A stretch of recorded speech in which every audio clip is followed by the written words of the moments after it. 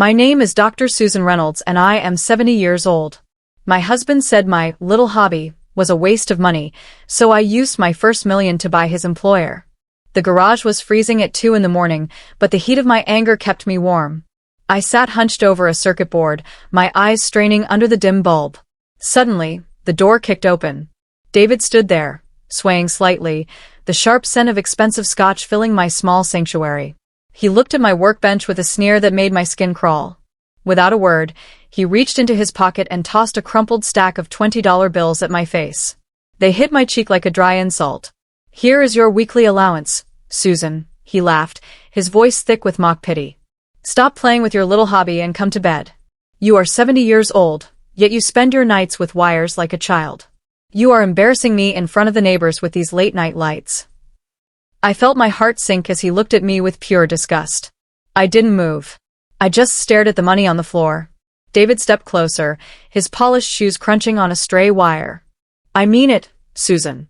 I am a senior vice president at Sterling Global. People look up to me. They see you out here in your old sweater, messing with junk, and they wonder if my wife is losing her mind." I tried to speak, to tell him this wasn't junk, but he didn't want to hear it. With a sudden, violent sweep of his arm, he knocked my latest prototype off the bench. I watched in slow motion as months of soldering and coating shattered against the concrete floor. The lights on the board flickered once and died. "Get a real job or get out of my house," he barked before slamming the door. Before I tell you what I did next, hit subscribe for more stories of justice and revenge. As the echo of the slamming door faded, I knelt on the cold floor. I began to pick up the broken pieces of green plastic and copper. David thought he had just destroyed a toy, but he was wrong. He was so blinded by his own ego that he never bothered to ask what I was actually building. He saw an old woman with a hobby, but I saw the future. That shattered board contained a proprietary AI algorithm for logistics that could save shipping companies billions. I had spent 3 years perfecting it while he was out playing golf and spending our savings. My hands didn't shake as I gathered the fragments. I actually smiled. He had no idea that 3 of the biggest firms in Silicon Valley were currently outbidding each other for this toy. He thought I was a burden, but I was the most valuable person in this house. I stood up and wiped the dust from my apron. I reached into my pocket and pulled out my smartphone. It hadn't been damaged in his tantrum. I opened a secure app and saw a private notification waiting for me. It was a message from my legal team. The $2.5 million seed funding has been cleared and moved to the Apex Systems holding account, it read. I looked at the dark house where my husband lay sleeping, dreaming of his own importance. He had no clue that his pajama-wearing wife was now a millionaire. He had spent the last decade making me feel small, but I had been growing something massive in the dark. I wasn't just a retired teacher, I was a founder. I realized then that I didn't need his permission to exist. I just needed him to keep thinking I was a failure a little while longer. The next morning at breakfast, the air was thick with his smug satisfaction. David sat at the head of the table, scrolling through his phone while I served him eggs. 2 of his younger colleagues from Sterling Global were there for a morning briefing. David looked up and gestured toward me with his fork, a cruel glint in his eyes. "Susan is trying to be the next Steve Jobs in her slippers," he sneered to the men.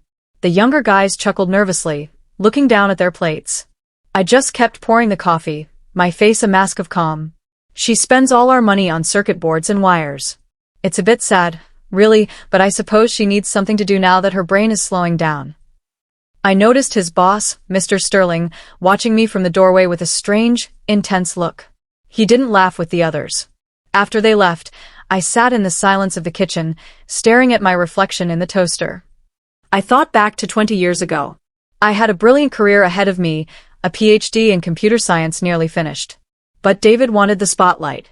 He told me he needed a supportive partner to reach the top at Sterling Global. I put my dreams in a box and tucked them under the bed. I did more than just cook for him. I did his spreadsheets, I edited his corporate presentations, and I even refined the very code that Sterling Global used for their logistics. Every time he got a promotion, I celebrated while my own mind felt like it was rusting. I gave him my brain, and he gave me a hobby. I realized with a sudden, cold clarity that I didn't just help his career. I wrote the secret sauce that made him a star. I remembered the night he got his senior vice president title. He came home and told me I was too old to understand the technical side of the business anymore. He started hiding his work from me, afraid I would see through the lies. But I knew the code better than he did. I had left a tiny, invisible backdoor in the software I wrote for him years ago, a digital expiration date. It was a safety measure I created when I still trusted him, but now it was my greatest weapon. I realized I was the architect of his entire life. Without my silent labor, he was just a loud mun in an expensive suit with no actual skills. The sacrifice I made wasn't an act of love, it was a long-term loan that I was finally ready to collect with interest. I decided it was time to move. While David was at the office, I drove downtown to a high-end glass building. I didn't look like a confused old woman today. I wore a sharp navy suit and carried a leather briefcase. I walked into the lobby and signed a lease for a top-floor office under a shell company name, Apex Systems. The realtor was impressed by my credit score, which I had kept in my own name all these years. David thought I was volunteering at the local library every afternoon. In reality, I was building an empire. I spent my days interviewing the brightest young minds in the city. My very first hire was a brilliant young woman named Elena. David had fired her 6 months ago for being too smart and talkative. She was the perfect person to help me tear his world down. That night, David came home in a rare good mood. He was unusually affectionate, smelling of expensive cigars. "I got a massive bonus today, Susie," he whispered, trying to pull me close for a kiss. "Sterling Global is thriving, and it's all thanks to my leadership. Aren't you glad I tell you the truth? You'd be lost without my guidance." I felt a wave of nausea hit me as he spoke. I knew exactly where that bonus came from. It came from a contract renewal based on the software I had updated for him in secret last year.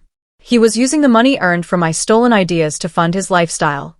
He mentioned he was buying a luxury yacht, a boat he already told me I wasn't allowed to steer because women my age get confused by the controls. I smiled and let him kiss my cheek.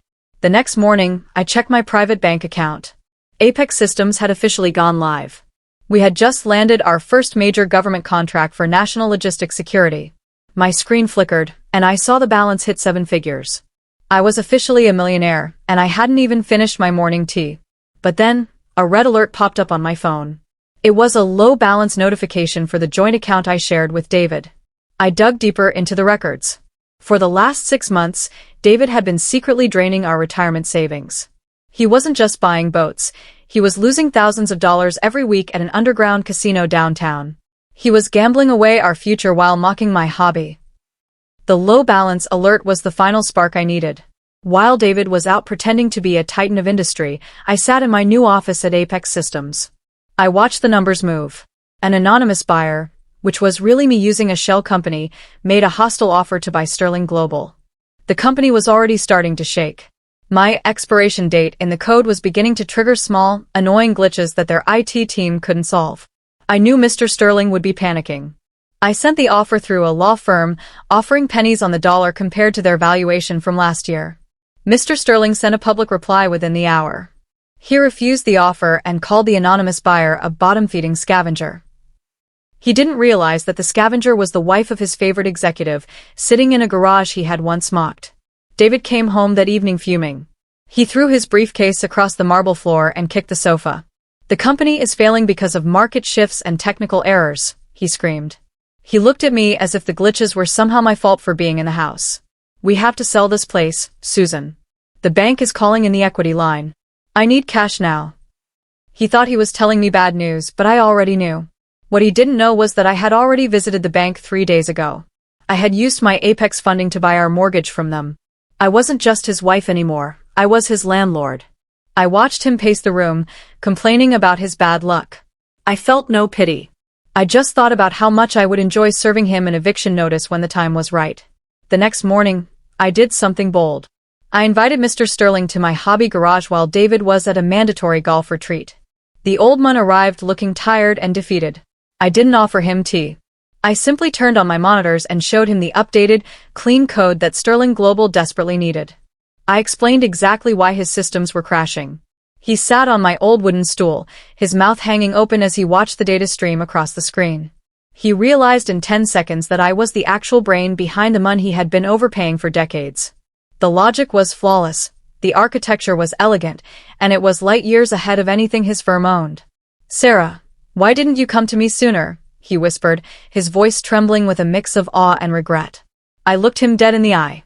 "Because I wanted to own you, Mr. Sterling, not work for you." David came home early and found me at the kitchen table with my hobby ledger.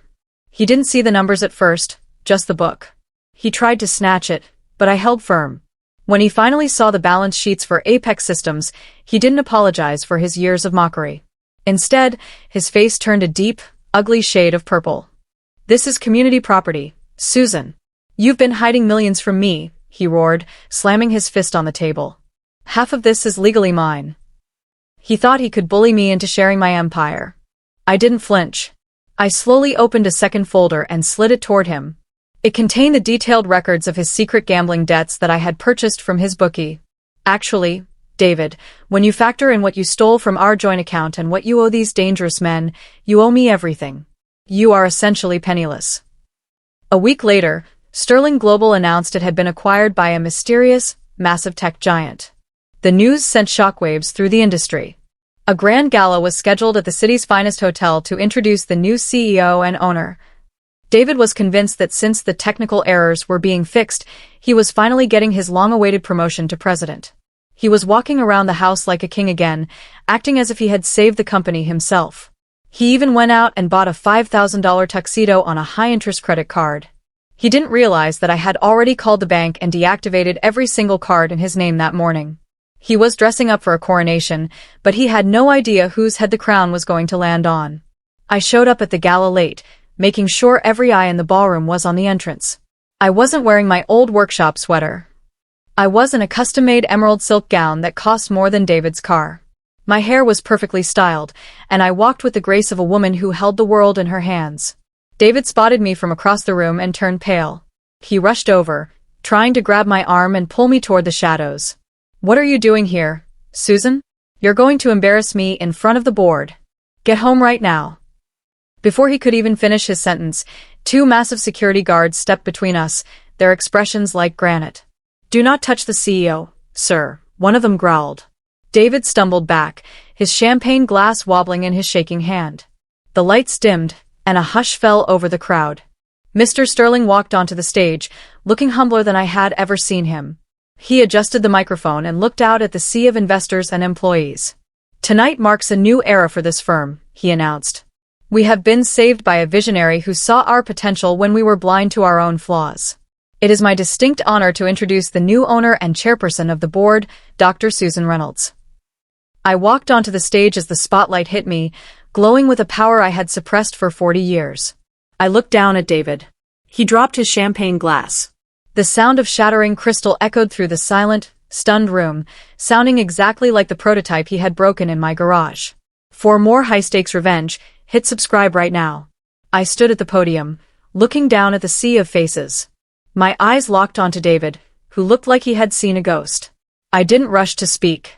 I let the silence stretch until the tension was thick enough to choke him.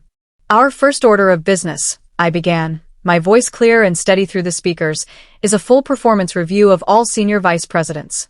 We are looking for efficiency, honesty, and actual skill.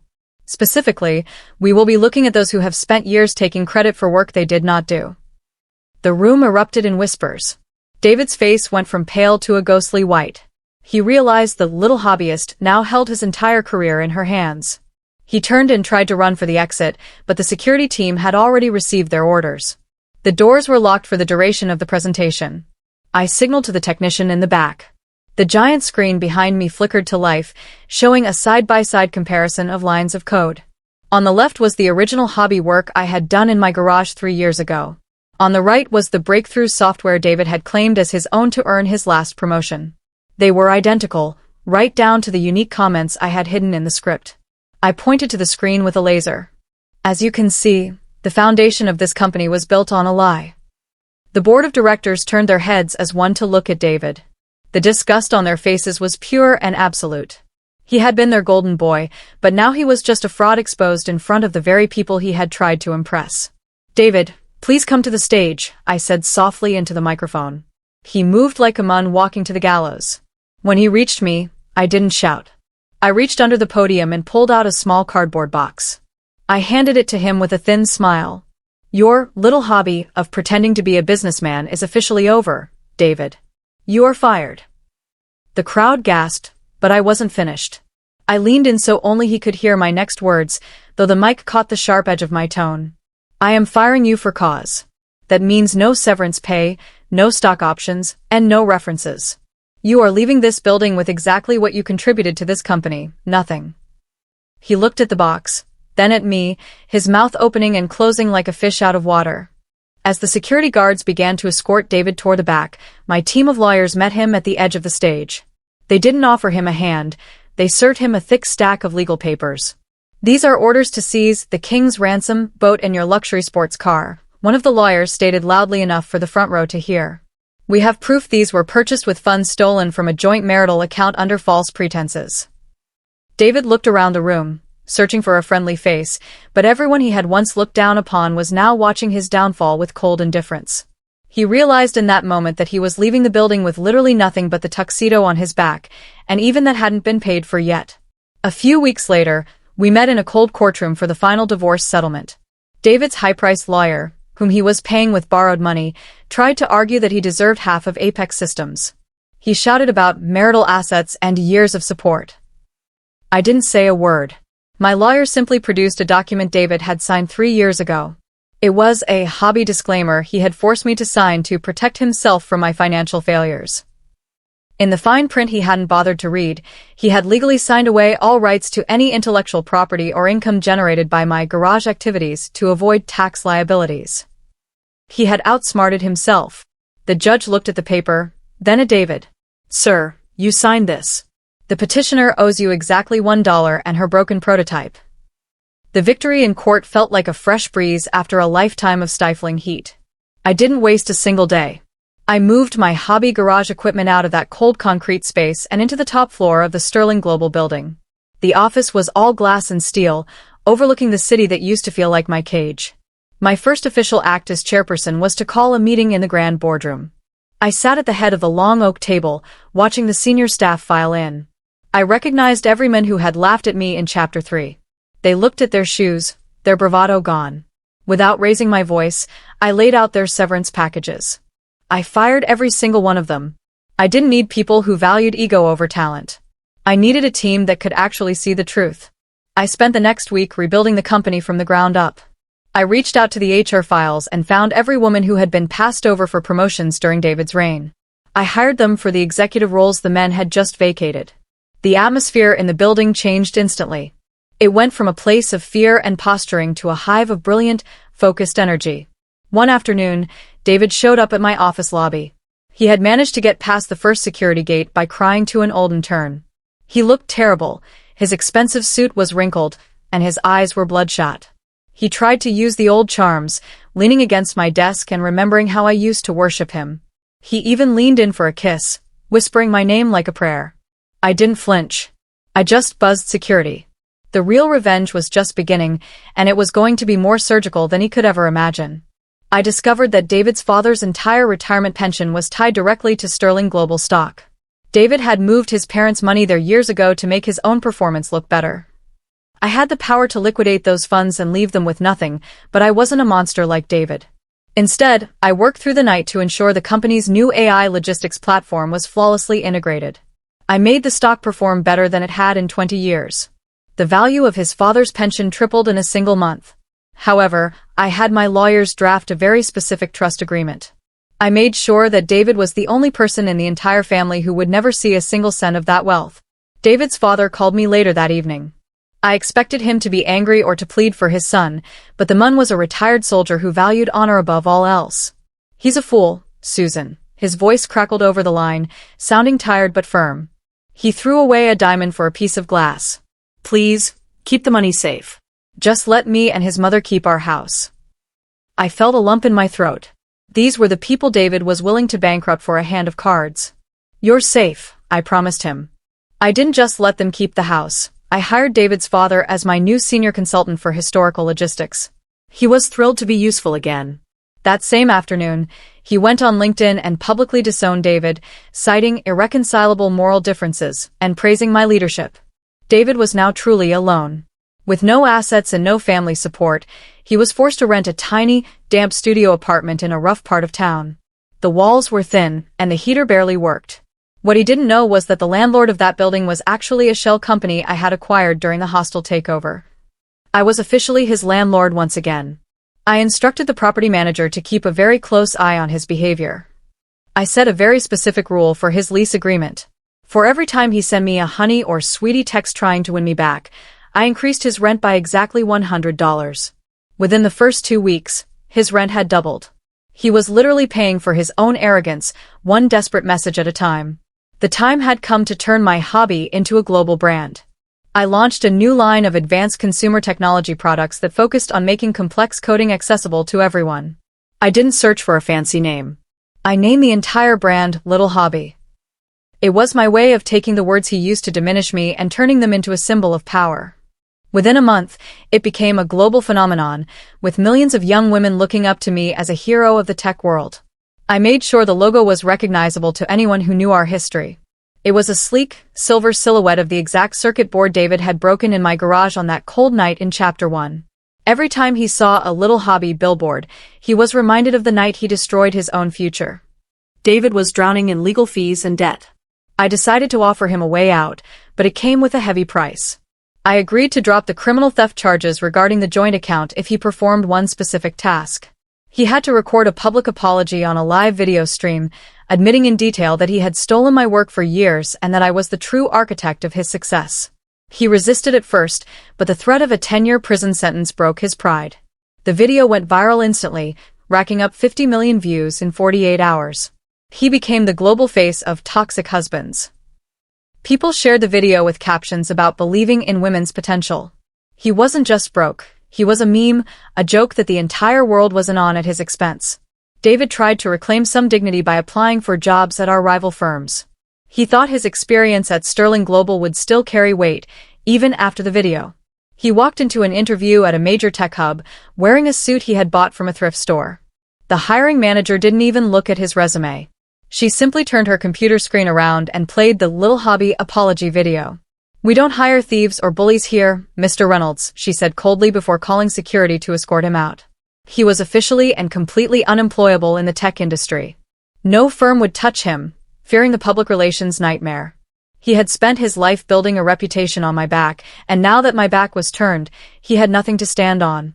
I hosted a grand charity gala for underestimated women, providing grants to female inventors who lacked the resources to start their own businesses. The event was covered by every major news outlet. David, hungry and desperate, tried to crash the event by sneaking through the kitchen. He thought if he could just get to the buffet, he could eat for a week. He was caught by the catering staff before he could even grab a plate. I walked over to where the security guards were holding him. He looked like a shell of a mun, his eyes darting around at the luxury he used to own. I didn't say a word. I simply handed a pre-signed restraining order to my lawyer, who served him right there in front of the flashing cameras of the paparazzi. I found out through my investigators that David had sold all the jewelry he bought me over the years, pieces I never liked because they were always about his taste, not mine. He had sold them to pay off a particularly aggressive bookie. I tracked down every single piece and bought them back. I didn't put them in my jewelry box, and I certainly didn't wear them. Instead, I arranged a meeting with the woman in the red dress from the boat party. I handed her the velvet boxes. "Here, take these," I said with a calm smile. "You'll need them to pay for his bail eventually when his luck finally runs out." She looked at the diamonds and then at me, realizing that I wasn't just winning, I was rewriting the rules of the game entirely. The woman in the red dress took the jewelry, but she didn't look at the diamonds with greed. She looked at me with a smirk that told a different story. "I don't think he will be needing bail, Susan," she said, tossing the velvet boxes onto the table. It turned out she was never his mistress and she was never a corporate headhunter. She was my college roommate from 30 years ago, a woman who had seen my brilliance long before David tried to bury it. We had planned this together from the very moment I saw David's gambling debts. She had played the part of the other woman perfectly, leading him into traps and recording his every confession of fraud. David realized in that moment that he hadn't just been outplayed by his wife, he had been played by every woman he ever thought he could control. I didn't stop there. My work at Apex Systems led me to develop a brand new AI that could predict and track corporate fraud with 99% accuracy. I decided to give it a test run on David's past financial records. Its first official search caught a hidden offshore account David had tucked away in the Cayman Islands years ago. He thought it was his secret safety net, a pile of cash I would never find. I didn't even bother trying to claim the money for myself. Instead, I contacted the authorities and had the entire account liquidated. I donated every single cent to a local gambling addiction center in David's name.